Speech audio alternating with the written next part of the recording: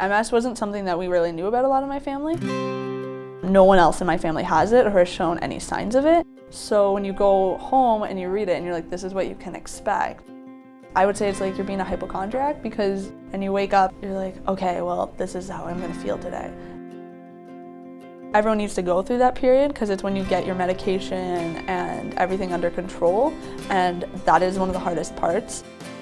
If I could go back to when I was diagnosed, I would tell myself that A, life goes on, but B, start being physically active now, because I believe the sooner you start being physically active and eating properly and not putting all that junk in my body, it's done a world of wonder for me. I've been doing much better. I would say I'm healthier now. Running and fitness had I think a really positive impact on Jessica for the MS, because the running and fitness led to smarter choices, I think, with her eating.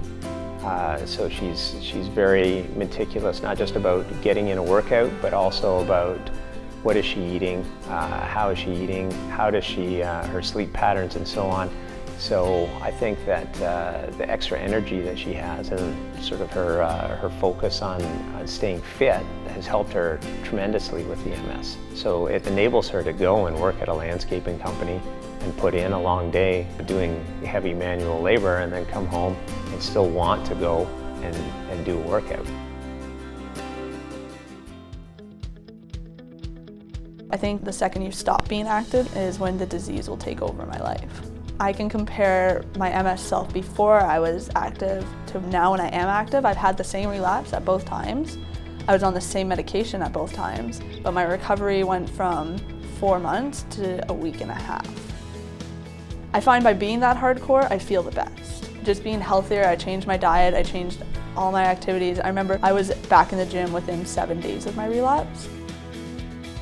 So I think a lot of how you get through life is how you handle it. One of my favorite songs is by Lee Brice, and it's called Life of My Years. And the quote in it is, I'd rather take a few years off my life than life off my years.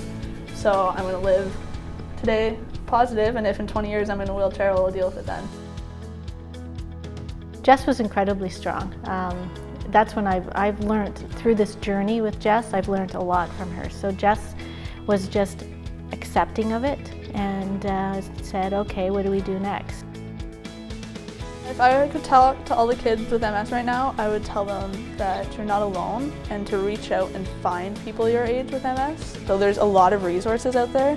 The MS Society, when I moved to a new city, I always join up with the MS Society, and I've been a mentor for kids who are new with the MS Society. Or there's websites like someonelikeme.ca was one that I used a lot. There's forums where people post. There are communities where you can meet people your own age, and that was what helped me the most, because then you don't feel alone and someone your age is helping you through it. So reach out and find people, because when you're not alone, it's a lot easier to be positive.